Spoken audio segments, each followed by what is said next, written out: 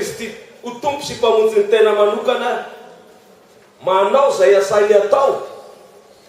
Zay ny dikan'ilay teny nambaran'ny apôstôly Paul manao hoe minoa an Jesosy tompo. Lay teny zany zay nadikan'ny mpandika teny hoe minoa dia sady mino no mahatoky manao zay asain'ilay olona inona atao. Asan'ny apôstôly toko faha 9:7 le izy. Androany hariva dia iarahantsika mamakafaka ilay lohahevitra manao hoe fepetra zafady. Fepetra takiny famitsorakeloka. Ino afa-tsy mbola nisy olona voafonja tonga eto amin'ity toerana ty. Fa ny voafonja afa-keloka voavosotra heloka zany dia mino afa fifaliana lehibe le izy. Fa fepetra takiny famitsorakeloka. Zay lohahevitra iarahantsika mamakafaka androany hariva. Ary eo faran'ilay lohahevitra androany hariva, zany hoe rehefa tonga any amin'ny farany isika dia tokony hisy dingana anankiray indray. Iarahantsika manao androany hariva dingana faharoa, dingana manaraka mitondra makany amin'ny fampihavanana amin'Andriamanitra. Dia safidy le izy rehefa avy eo. Anjaranao ny misafidy na anao dingana ianao na sia. Fa tsy misy miditra any an-danitra ny olona tsy vita mpihavanana amin'Andriamanitra. Ka ny toko sy andiny ny iarahantsika mijery voalohany dia mety ho gagana hoe manao tsisy afa-tsy ho ve ho jerentsika amin'ny lafiny hafa lay toko sy andiny ny androany hariva. Romanina toko fahatelo, ny andiny fahatelo amby roapolo aloha. Nanomboka teo tsika ambany hariva. Dia atomboka antsika eo indray androany le izy. Romanina toko fahatelo, ny andiny fahatelo amby roapolo. Iarahantsika mamaky amin'ny anaran'i Jesosy. Romanina toko fahatelo, andiny fahatelo amby roapolo.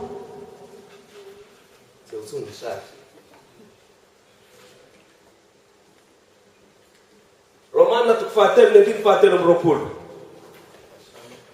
Fa samy efa nanota izy rehetra fa tsy manana ny voninahitra avy amin'Andriamanitra.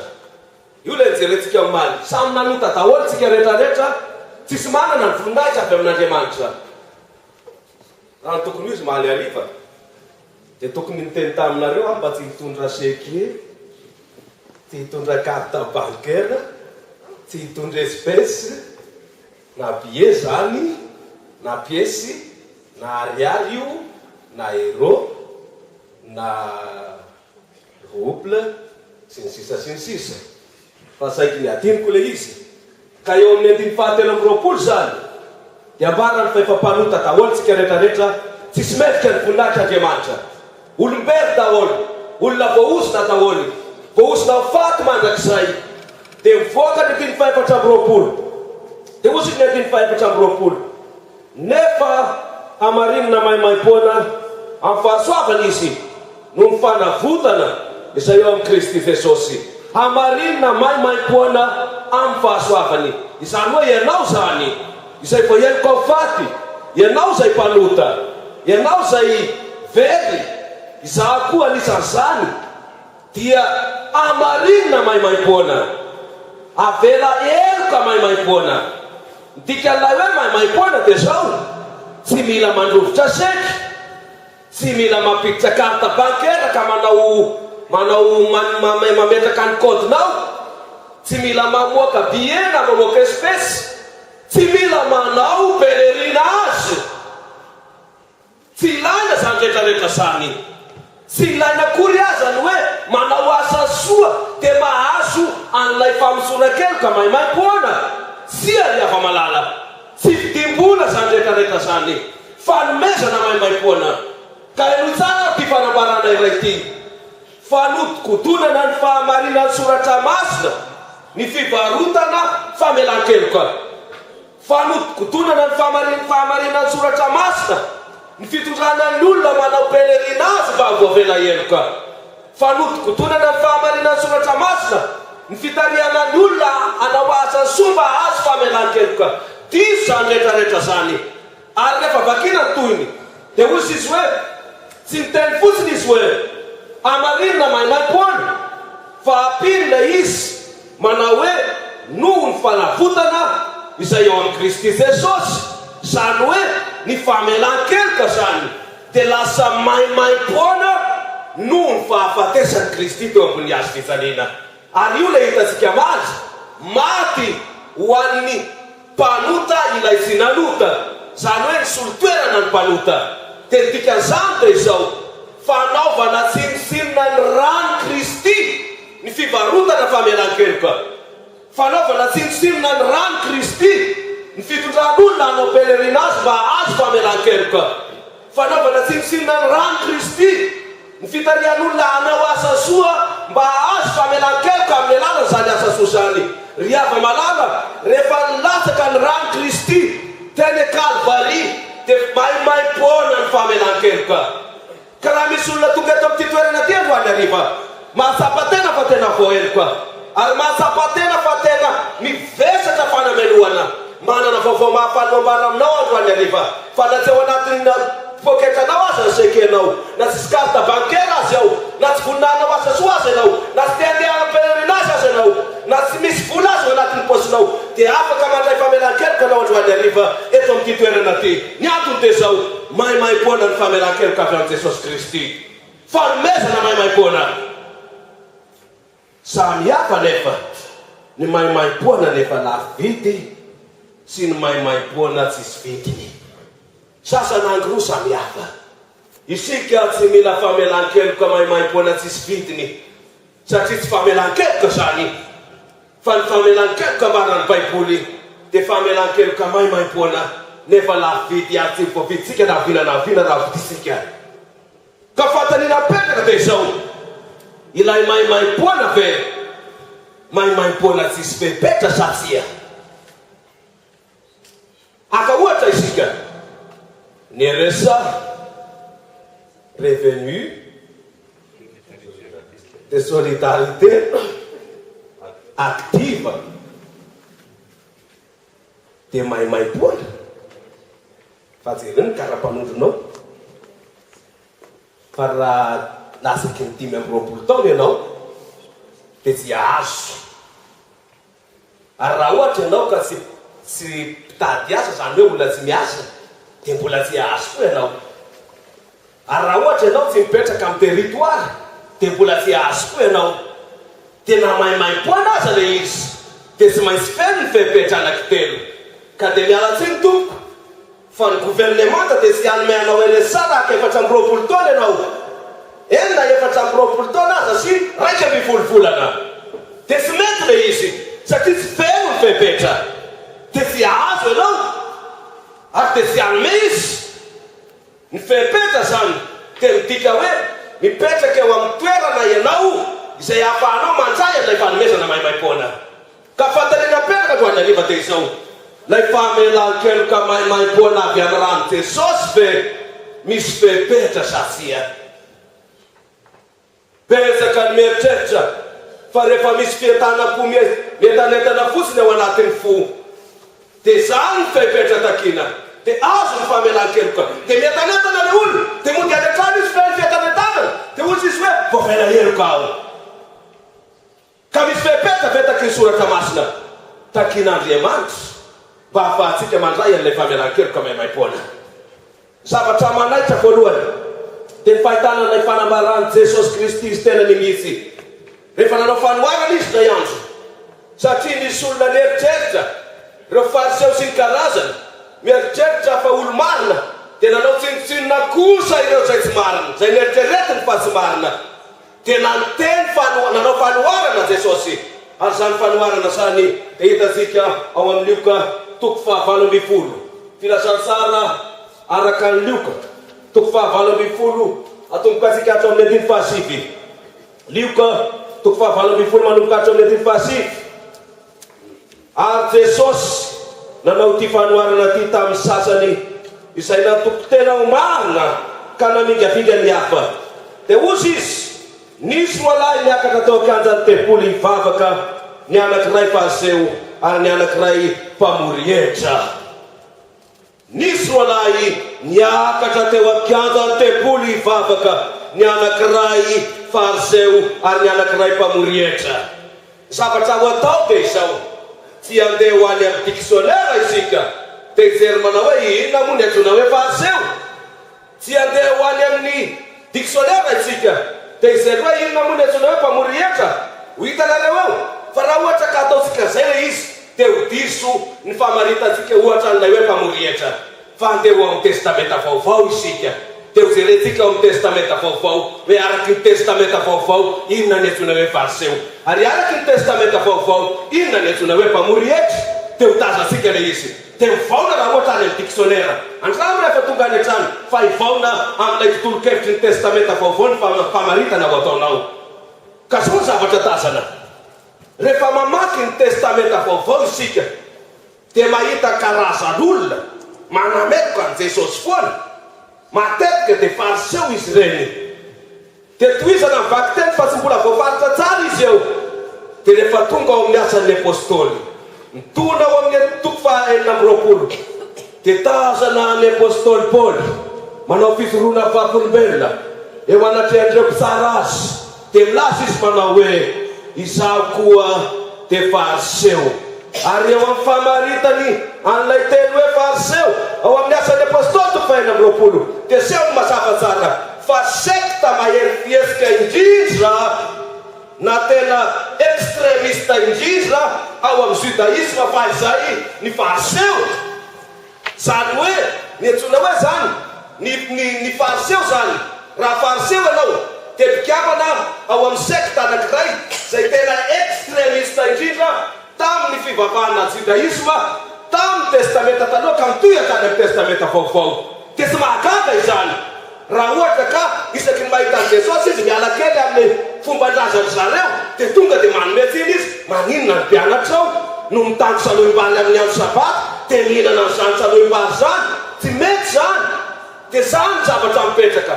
No zany ry hava-malala ilay lehilahy voalohany izay tonga teo amin'ny kianja ny tempoly mba hivavaka tia mpikambana. Lehilahy tena mpivavaka izy extremista mivaona aza manaraka feno ny tradition na ny fomba ny mpizazana. Fa mba inona koa ny valy inona kosa ny mpamory hevitra. Rehefa fakafakana ny testamenta vaovao andramo fa tsy vitanao ndray andro le izy fa tsy maintsy mandritra ny ray volana any ho any. Dia jereo daholy ny toko sy andiny ao anatin'ny testamenta vaovao mamaritra ny antsoina hoe olona ratsy fitondran-tena tao anatin'ny testamenta vaovao. Dia matetika ny testamenta vaovao manao lisitra an'ilay olona neritreretina ho ratsy fitondran-tena tamin'izany fotoana ny Jesosy zany tany Palestina. Dia zavatra manaitra ny saina dia izao farafahakeliny 700,000 toko sy andininy ireo dia ahitana hita tsy maintsy hita ao manakariva ny mpivarotena sy ny mpamory hevitra. Zany hoe isaky ny mahita ny lisitra zany tsika mipetraky ny testamenta vaovao izay manambara milaza ny amin'ireo olona ratsy fitondran-tena 700,000 ny farafahakeliny ny toko sy andininy dia hita ao amin'ireo lisitra ireo ny mpamory hevitra sy ny mpivarotena. Ka maninona ary ny mpamory hevitra no ao anatin'ny lisitry ny olona ratsy fitondran-tena. Ny fomba famorina hevitra tamin'izany no mamaritra ny toetran'izy ireo. Ary zay mahatonga ny tena androany ariva hoe raha makany amin'ny dictionnaire nareo dia ho sahirana fa tsy vita zay tontolo-kevitra zay. Dia ahoana ny fomba famorina hevitra tamin'izany? Tsy hoe jerena ny karamanao akory ny antranonao zay 4 chambre sy ny sisa teo jerena dia ozy izy hoe 500 € ity. Tsy atsoatra an'izany fa ny nankatan'ny Romanina ny mpamory hevitra amory vola efa voafaritra.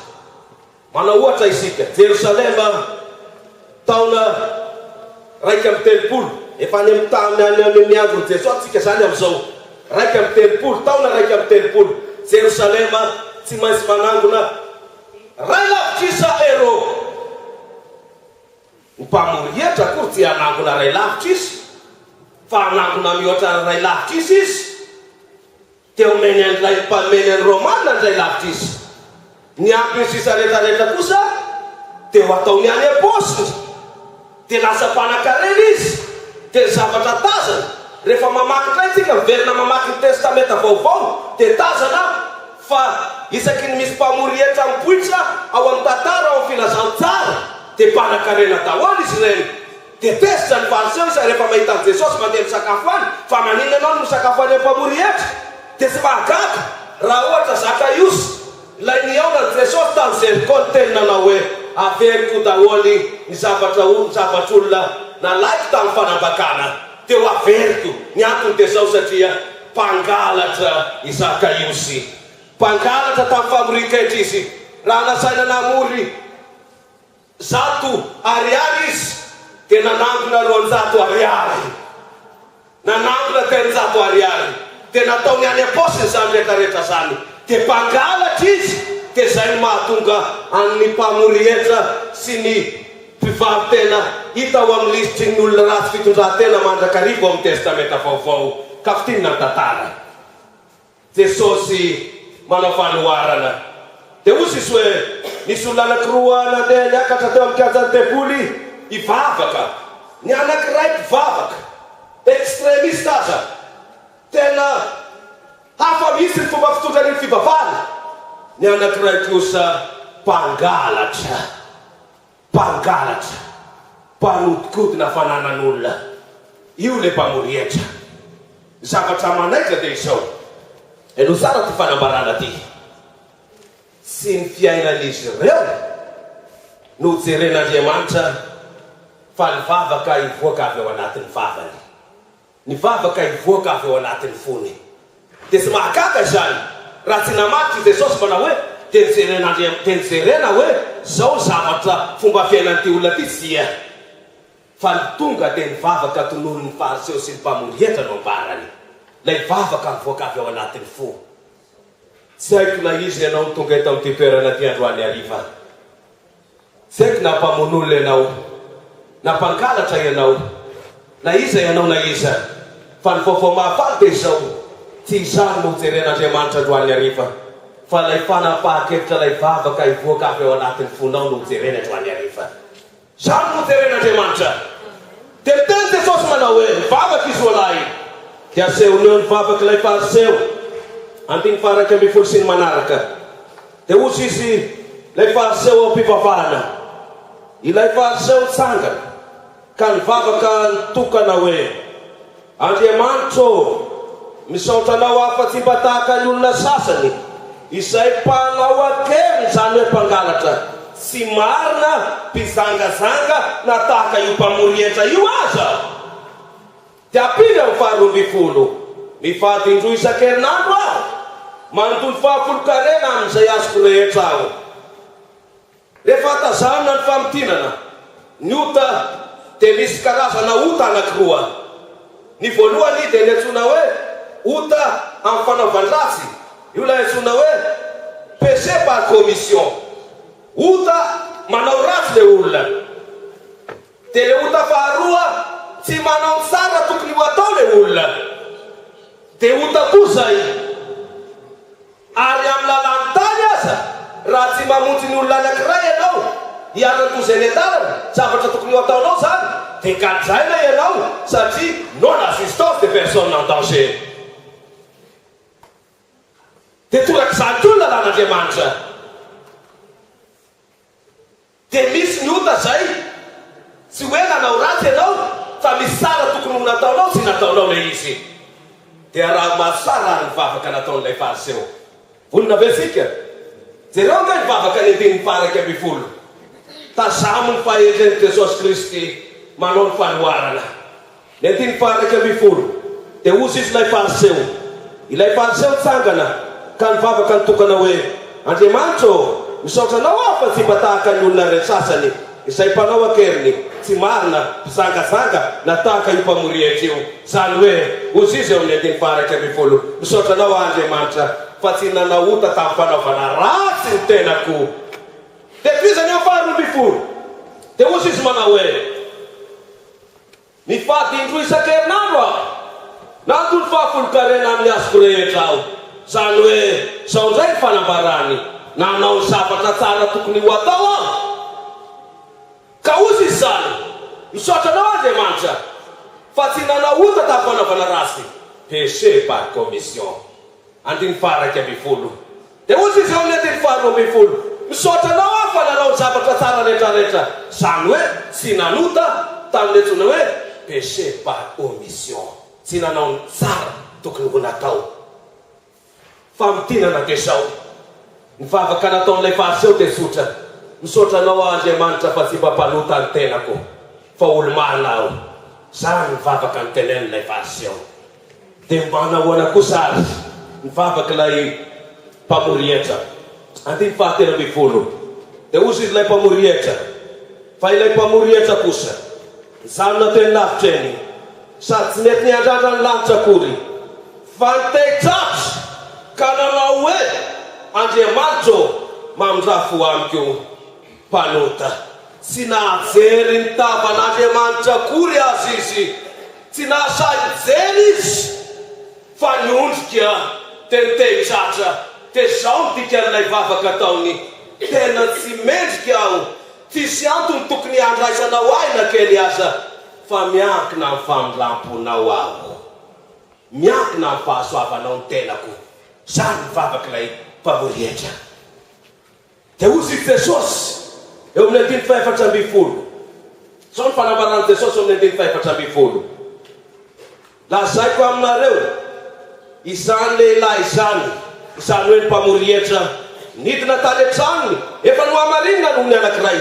Fa izay rehetra manandra-tena no ahetry, ary izay rehetra manety tena no asandratra. Zany hoe ambaran'i Jesosy Kristy amin'ny fiafarany fanoharana fa ilay fariseo dia nody aletrano sy voavela heloka akory, fa ilay mpamorietra kosa nody aletrano voavela heloka. Dia tazana eo zany mifepetra voalohany takin'Andriamanitra mba hahatonga antsika voavela heloka. Dia sotra le izy tsy maintsy manaiky isika fa olona voaozona mpanota very tsy misy azo antenainany amintsika na ray asa.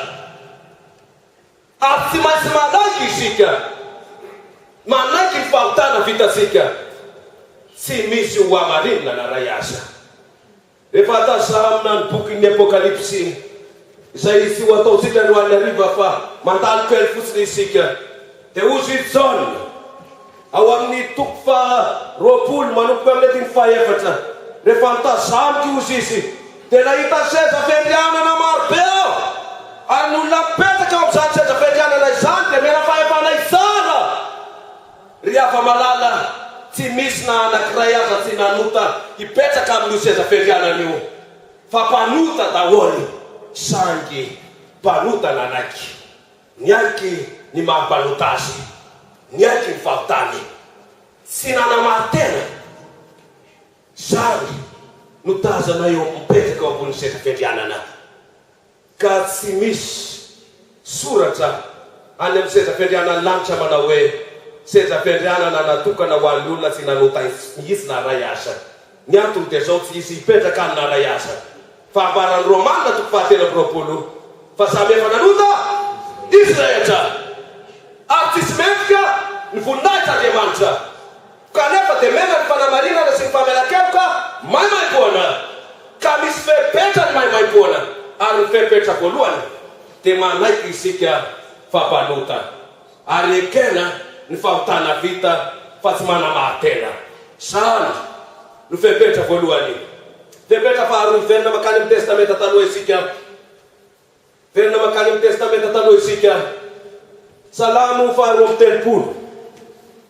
Salamo 4:30. Manambara ny amin'ny Davida mpanjaka. Davida no manoratra. Izy nanoratra Salamo 4:30.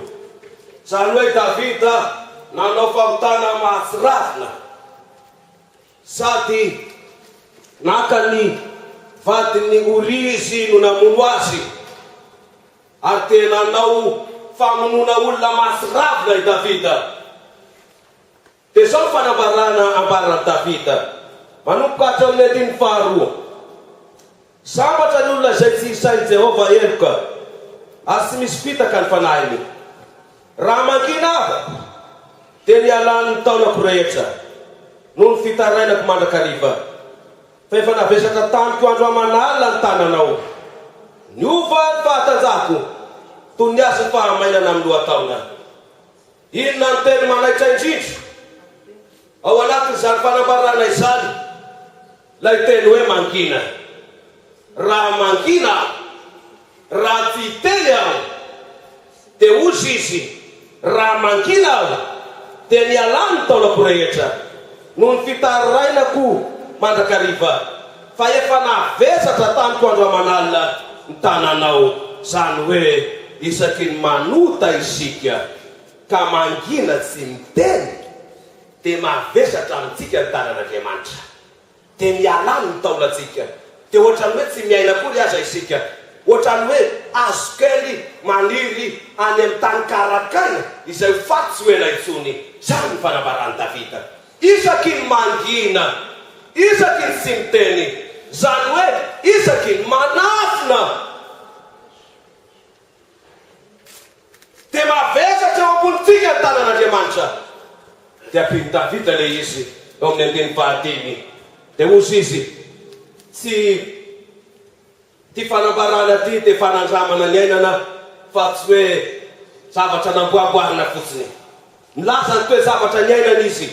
Dia ozy izy eo amin'ny andiny fahatiny, ny fahotako nambarako taminao ary ny heliko siva nafentiko hoy izao, iaiky ny faharisoko amin'i Jehovah aho ary ianao tena mela ny heliko ny fahotako. Io le tiany ambara, rehefa nangina ozy izy dia navesatra teo amiko ny tananao, dia mialany ny taolako, ka rehefa nanokatra ny vavako kosa aho dia nanokatra iteny iny, dia ozy izy hoe iteny ny fahotako aminao, dia niteneniko taminao ny fahotako, ka raha vo niteny fotsiny aho ozy izy Davida dia ny fahafahanao ny fahotako rehetrarehetra, dia tsisy nijanona nanankiray aza, dia lasa ohatrany hoe tsy nanota misy Davida, dia tanteraka tamin'ny taranany ilay Mesia mpamonjy izao tontolo izao. Dia Davida ho hitantsika any an-danitra, dia zavatra mahafinaritra misy zany rehetrarehetra zany. Ka zao zany ny zavatra ambarany eto dia izao, rehefa manota isika ny fepetra faharotakina dia tsy maintsy miteny isika, fantanina mipetraka nefa dia izao, miteny amiza ary mitenina. Ety ny fahatiny dia miteny manao hoe miteny amin'Andriamanitra, dia inona ny tenenina amin'Andriamanitra? Ny Davida mitenenina amin'Andriamanitra dia tenenina amin'ny anarany ota. Raha ny fosafosa olo dia tenenina hoe ny fosafosa teo amin'ny telefona, nandalo lany crédit fahatany, ny fosafosana olona tamin'ny sisy dikany, dia tenenina le izy, dia tenenina aza hoe 3 minitra tao amin'ny SFR na tao amin'ny Orange, dia bara le izy, tenenina amin'ny Jehovah. Zany fanambarana ao amin'ny Salamy faharoa telopolo ny andiny fahatiny. Ny olana dia zao, matetika ny misy oteritreretintsika hoe tsy dia misy dikany iny dia tsy maninona na tsy teneniko amin'ny Jehovah. Ry ava malala rehefa ota dia ota, rehefa ota dia ota, dia tsy maintsy tenenina le izy, tenenina amin'ny Jehovah. Fepetra faharoa, rehefa niaiky isika fa mpanota, rehefa niaiky isika fa nanota nisy ota natao, dia mandeha makany amin'ny dingana faharoa isika, tenenina amin'ny Jehovah lay ota, dia ambaramina nanao an'izao sy nanao an'izao aho, dia hifonako aminao le izy, dia hanokatra fonosana anankiray aho androany hariva, satria tsy fantatro na mbola hisy conférence ohatran'izao ataontsika eto, ka le fonosana sokafana dia izao, io tokosenteny io ve zany ny teny manao hoe any amin'Andriamanitra ihany fa tsy mety tsy azo atao mihitsy ny mandeha makany amin'ny mpitondra fivavahana. Paster ohatra dia mandeha any amin'ny paster ianao, dia miteny amin'ny paster mety za io, dia miteny amiko ianao hoe zao no nataoko, dia amela heloka anao aho, dia zao le izy, tsy ady hevitra ny amin'izany tsika, fa ho raisika reo andiny ny anankiroa fotsiny ihany fa tsisy ankoatran'izay, andiny ny anankiroa fotsiny ihany ao anatin'ny Baiboly no ampiasain'ireo mampiasa an'izany toe-zavatra izany anohanana an'izany fiekekeloka amin'ny mpitondra fivavahana izany. Ka tianao fantatra ve reo andiny ny anankiroa reo? Andiny fahavalo ambin'ny folo daholo izy, zay aloha ny andisy voalohany, andiny fahavalo ambin'ny folo daholo izy, fa ny anankiray kosa toko fahenina ambin'ny folo, ary ny anankiray toko fahavalo ambin'ny folo. Dia mino aho fa fantatrao le boky? Tsia, Matio, filazantsara araka ny Matio. Ny anankiray toko fahenina ambin'ny folo, andiny fahavalo ambin'ny folo, Ny anankiray toko fahavalo ambin'ny folo andiny fahavalo ambin'ny folo. Dia vakiko ny andiny toko fahaenina ambin'ny folo andiny fahavalo ambin'ny folo. Matio toko fahaenina ambin'ny folo andiny fahavalo ambin'ny folo. Dia zay ny mahatsara an'ilay hoe eto anivon'ny Paris isika no manao ny conférence satria rehefa hitatsika fa tsy dia mety loatra ny sisy toma-kevitra rehefa ampiasana amin'ny teny gasy le izy dia mivatika kely amin'ny teny frantsay isika. Dia mahafinaritra le izy. Matio toko fahaenina ambin'ny folo. Matio toko fahaenina ambin'ny folo andiny fahavalo ambin'ny folo. Dia zao ny fanambarana raha tsika mamaky amin'ny anaran'i Jesosy. Matio toko fahaenina ambin'ny folo andiny fahavalo ambin'ny folo. Ozy izy ny fanambarana Jesosy no miteny amin'ny Petera. Dia ozy izy Jesosy tamin'ny Petera ary izao milaza aminao koa, ianao ny Petera, ary ambony ty vatolampy ity no aoriko ny fiangonako, ary ny vavahadin'ny fiainatsy hita sy Aresiasy. Andiny fahasivy ambin'ny folo. Omeko anao ny fanalahidiny fatsakany lanitra, ka na inona fehezina ao aty ambony tany dia fehezina any an-danitra, ary na inona vahana ao aty ambony tany dia vahana any an-danitra. Tsy ao izy sy ato anatin'ny ordinateur fa dia jereo ny baibolinareo amin'ny teny frantsay. Le manaraka amin'ny teny frantsay ny teneniko an'izay. Dia ozy izy le olona hoe ko satria nomena fahefana manokana i Petera hamaha izay tokony vahany ety an-tany. Dia rehefa mamaha izy ety dia voavahany any an-danitra koa izay zavatra zay. Rehefa mamatotra izy ety zany afatorony zany hitanao tsy voavela ianao ry hava malala dia mamatotra koa ny any an-danitra dia tsy voavela koa ianao. Dia zany ilay fanambarana. Dia mialatsiny isika no any arivo fa fanodikodonana ny fahamarinana zany rehetrarehetra zany ka tekely. Ary tsy ekentsika izany toesaina izay mahalala ny zavatra misy marina kanefa mba hanomanana fahamarinana diso dia ampiasana amin'izany ny soratra masina. Vakeo angany anareo teny frantsay dia ho tazanareo fa ozy izy rehefa miteny amin'ny Petera ataony futur simple ny verbe marina sasy marina. Dia jereo ankeo fa rehefa miteny ny any an-danitra izy dia ataony inona ny verbe futur antérieur. Zay sady zay. Il a dit tout ce que tu délieras sur la terre sera délié au ciel. Tout ce que tu lieras sur terre sera lié au ciel. Zany hoe rehefa miteny any Petera izy dia futur simple. Rehefa miteny ny any an-danitra izy dia futur antérieur. Eo vetsika tazatsika vela izy. Tazana sady tazana. Aina anareo zay mahatonga ty nampiasa le amin'ny teny gasy satria tsisy le futur antérieur sy ny anina ny gasy fa tonga dia futur miaraka daholo izy rehetrarehetra jiaby any. Dia zay ny vadiako kely taty amin'ny anankiray. Dia rehefa mivadika isika ho amin'ny dikateny fototra zany hoe dikateny testamenta vaovao teny grika dia tazana fa manaraka an'io le izy. Zany hoe rehefa ny lanitra futur antérieur, rehefa ny tany futur simple. Dia jerena ny gramera grika dia tazana fa rehefa misy zavatra anankiroa zeo amoavy. Zany hoe conférence mitoy eto amin'ny zomahariva, raha tsara ny teniko conférence mitoy eto amin'ny zomahariva dia conférence ao afaran'io mitoy sabosy maraina any Selle Saint-Cloud. Tazatsika le izy dia amin'ny teny grika la iseo voalohany atao futur antérieur dia le manaraka azy atao futur simple. Dia zao zany ny tenen'i Jesosy. Mamaha alohany any an-danitra dia mamaha koa ianao Petera. Mamatotra alohany any an-danitra dia mamatotra koa ianao Petera.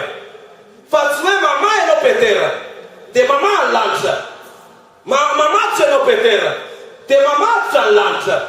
Dia mivanga le mifanolotra amin'ilay zavatra baran'i Jesosy mihisy no ambara dia diso. Dia zay le tiakena satria fanodikodinana fahamarinana soratra masina. Zany hoe ny ambaran'i Jesosy zany dia zao omena ny fanahy masina ianao ry Petera, ary ny fanahy masina no hitari-dalana anao zay atao any an-danitra. Mamaha ny any an-danitra dia tany fanahy masina ianao mamaha. Mamatotra ny any an-danitra dia tariny fanahy masina ianao mamatotra. Mahafantatrareo ty niambara amin'izany. Raha misy olona navelan'Andriamanitra henoko dia isika olombelona mbola hanamelika azy ihany isan'andro isan'andro hoe iny le mpanao an'izao, iny le mpanao an'izao. Nefa Jesosy Kristy efa namaly. Dia ty niambara dia izao. Ho fenony fanahy masina Petera. Dia andeha hanaraka halala hoe zao ny any an-danitra ny tapaka. Dia manaraka n'iny izy. Dia manaraka. Dia mbola zay ihany tazana amin'ny toko 7:20. Saingy tsy Petera tsony no ambarany. Fa ny mpianatra rehetrarehetra zay no ambarany Jesosy eo. Tsy ny 12 ihany io, fa ny mpianatra rehetrarehetra nanatrika teo amin'ny dinidinika lehibe ao amin'ny toko 7:20 io. Ka vaona zany rehetrarehetra zany. Mamela heloka Andriamanitra dia tariany amela heloka ny olona etỳ tany. Mamatotra izy dia tariany amatotra ny olona etỳ tany. Zany ny fanambarany ireny toko sy andininy ireo. Ry hava malala, tsy misy olombelona nomena fahefana manokana isika ka andeha hamela heloka olona anankiray eo amin'ny toeran'ilay maty ho an'ny olona io. Na anamelaka olona anankiray eo amin'ny toeran'ilay maty ho an'ny olona nanota io. Kristy ilay nanolotra ny rany no mpamela heloka. Izy no tsy maintsy andehanantsika anambarantsika ny fahavitantsika rehetrarehetra. Zany dingana faharoa, fepetra faharoa. Tsy maintsy manatona an Jesosy Kristy isika. Miteny aminy ny fahotana vitantsika. Mifona aminy amin'izany fahotana izany.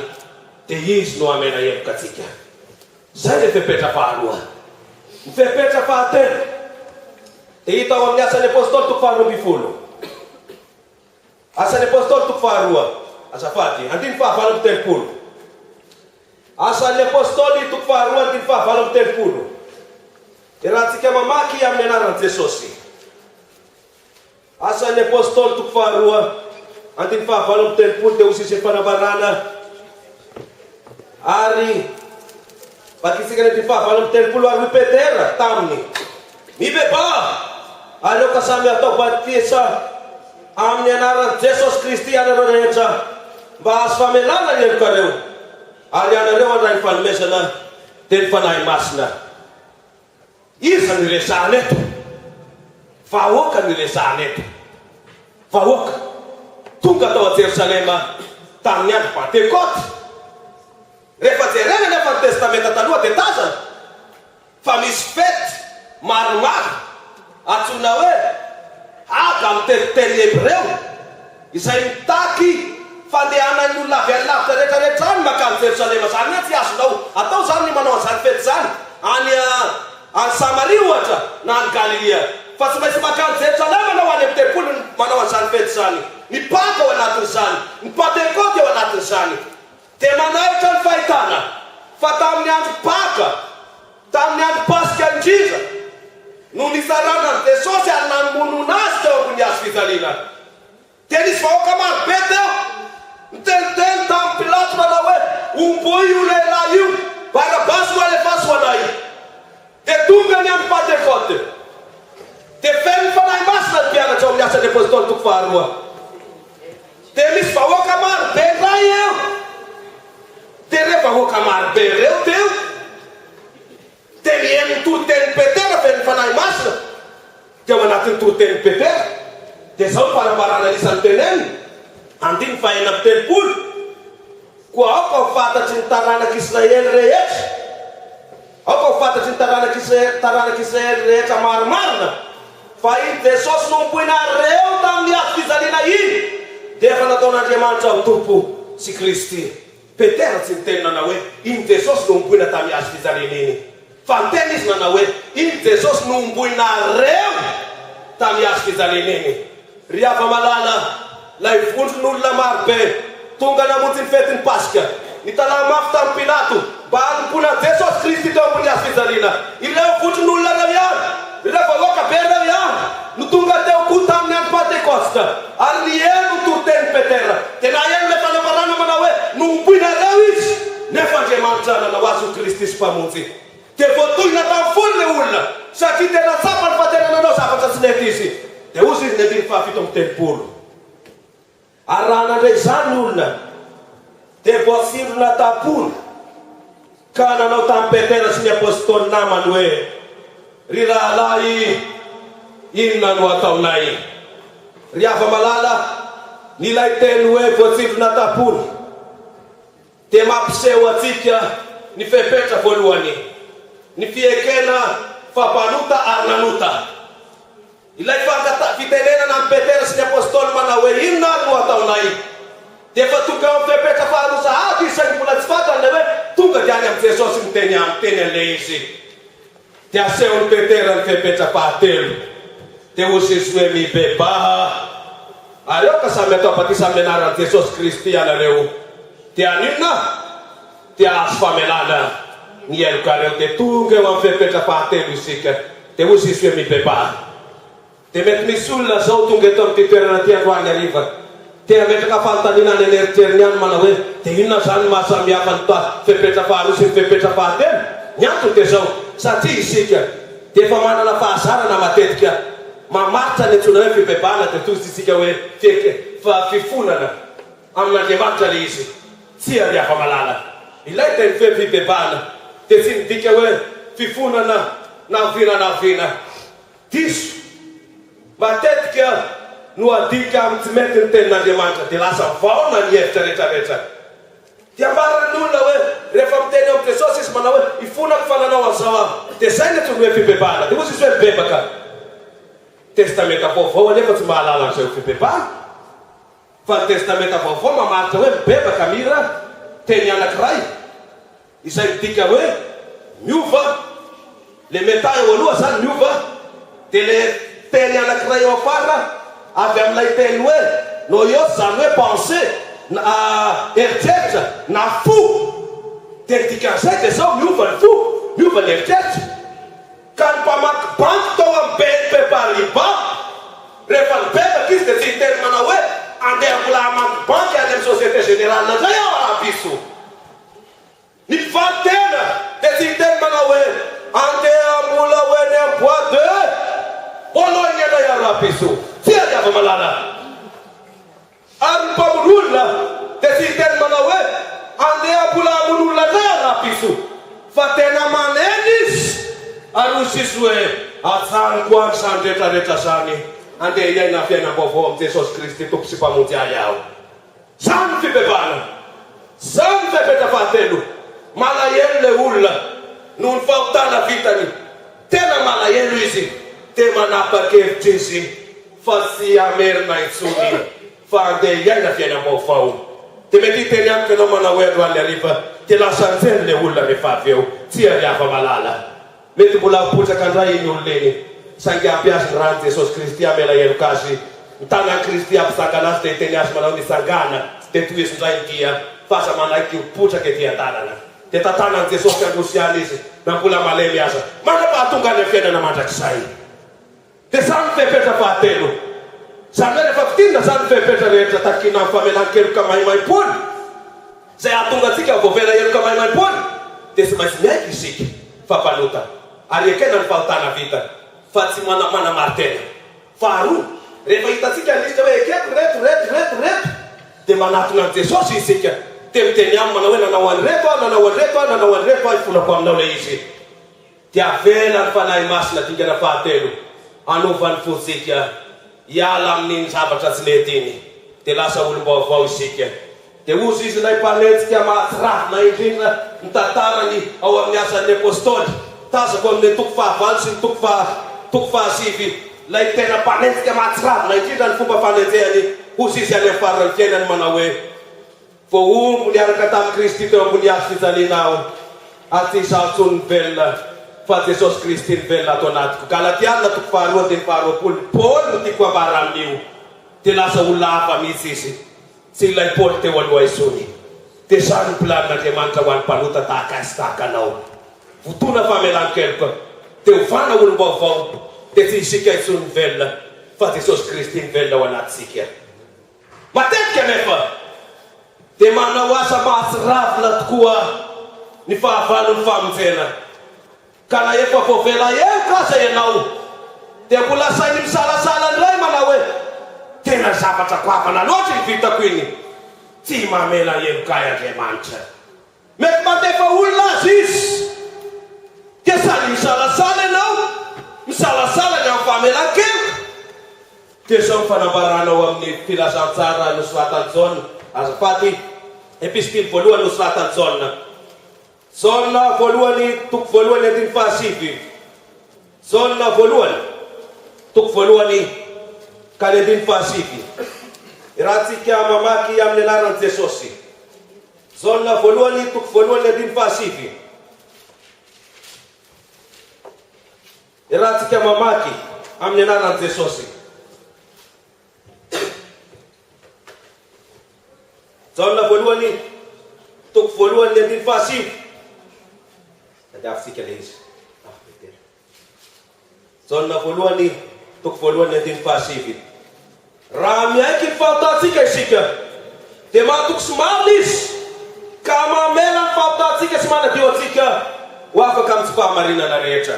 Raha miaiky ny fahatantsika isika, dia mahatoky sy marina Jesosy. Tena nizabako ny fakafakako ilay hoe mahatoky marina io. Fa iza marina moa ty Jesosy miteny hoe mahatoky, ty ambara hoe mahatoky marina ty. Dia tsisa, fa ilay niaritra ny mangity sy ny mafy mbola tsy nisy niaritra teo ambony hazo fijaliana, mba hahatonga ny fahotako ho voavela, mba hahatonga ny fahotanao voafafa. Io le Jesosy ambarany eto. Io le nifatsiany io ny tanany sy ny tongony. Io le niaritra mangity mafy teo ambony hazo fijaliana io. Io le ambarany eto. Dia hoy Jesosy hoe mahatoky sy marina io. Zany hoe ry afa-malala. Maty indrindra mba hahatonga antsika voavela heloka Jesosy Kristy.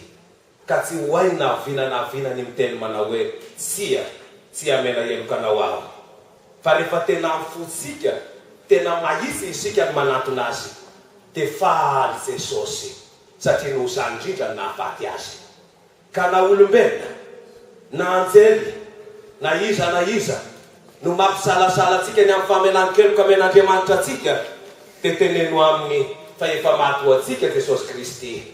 Ary tia atsika fatratra izy, dia maty ho ahy izy, dia voavela ny heloko. Dia any ianao fa izaho anoho intiako miaraka amin'ny Jesosy ko namena heloka ahy. Dia mahazo miteny, teneno daholo izay tianao tenenina, fa izaho anoho intiako miaraka amin'ny Jesosy efa voavela heloka teo tohizako ny lalako. Dia zay le hoe tohizana ny lalantsika. Dia finosiko asiko finosana satria sao dia avonanareo le izy. Dia toy ny lalana, teneno amin'ilay teny manao hoe ampy any rano Kristy, efa voavela ny heloko, tohizako ny tiako, zanonany ianao, fa izaho miaraka amin'ny Jesosy Kristy mandroso, satria izaho indrindra ny nahafaty azy amela heloka ahy, dia tohizako ny lalana, dia hatrany an-danitra ny fetra. Dia izao ny fanambarana eto. Dia fanontaniana farany dia izao, ary misy fahotana ve tena tsy azo avela. Misy ny mamaritra ny ota, ho fahotana fototra, ho fahotana mahafaty, ho fahotana tsy mahafaty, karazana ota be dia be, izay tsy hita ao anatin'ny Baiboly akory aza zany karazana teny rehetrarehetra zany. Dia misy miteny reto karazana ota reto tsy voavela ianao raha manao an'io. Fanontaniana mipetraka ho an'ny ariva dia izao, misy ota ve tsy hain'i Jesosy Kristy avela, tsy hain'ny fafana amin'ny rano? Misy ve? Ny zavatra manaitra dia izao, raha mbola tsy voafasika teny ambony hazo fijaliana akory aza Jesosy Kristy. 700 taona talohan'ny nahafatesan'i Jesosy teo ambony hazo fijaliana, dia manao antsoava amin'ny olombelon'Andriamanitra. Dia izao no antsoava ataony ao amin'ny Isaia toko voalohany, andiny fahavalo amby folo. Isaia toko voalohany, andiny fahavalo amby folo. Isaia toko voalohany, andiny fahavalo amby folo. Irahantsika mamaky amin'ny anaran'i Jesosy. Isaia toko voalohany, andiny fahavalo amby folo. Dia hozy izy Andriamanitra miantso n'olombelona, miantso azy, miantso anao, miantso ny mpanota rehetrarehetra. Dia zao ny antsony, manako ako amin'ny teny gasy, amin'ny teny frantsay, amin'ny teny anglisy, amin'ny teny japonais, amin'ny teny swahili, amin'ny afrikansa, amin'ny hindi, amin'ny créole réunionnais, amin'ny créole mauritiens, sisa. Dia manako ako lay feo, eno manako ako eran'izao tontolo zao.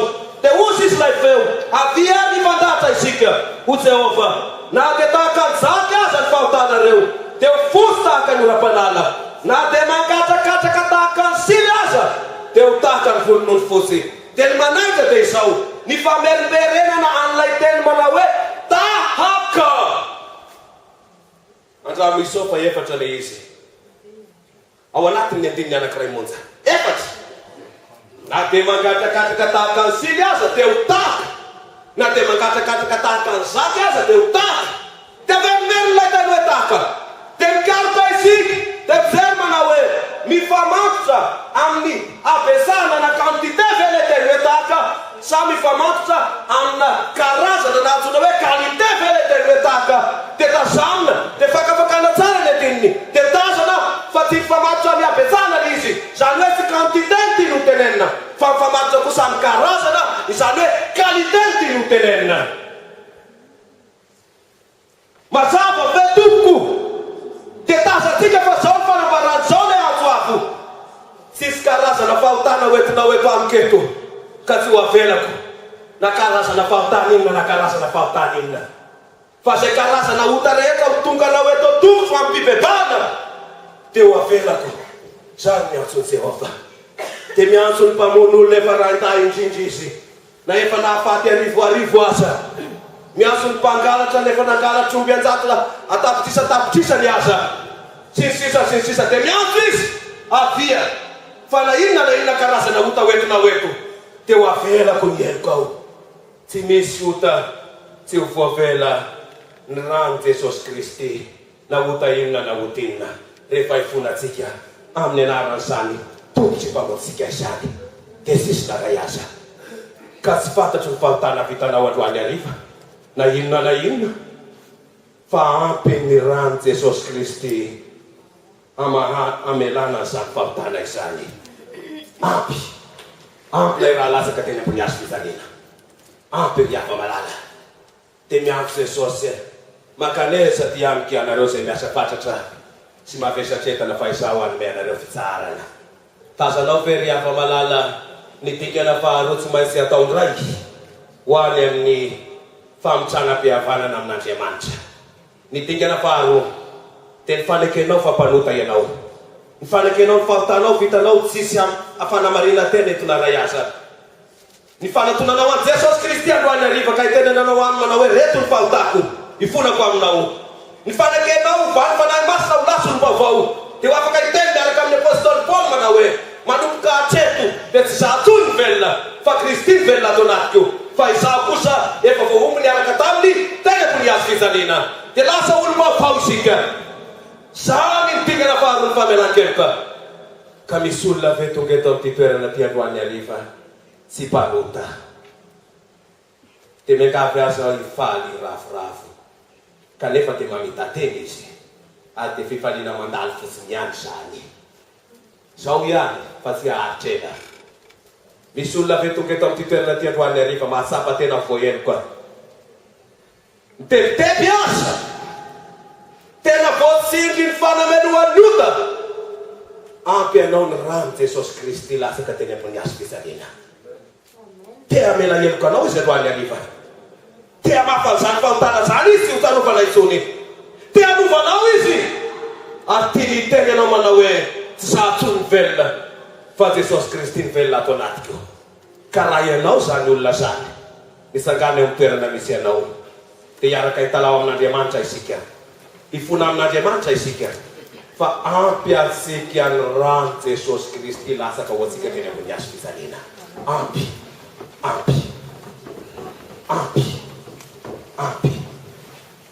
vavaky sika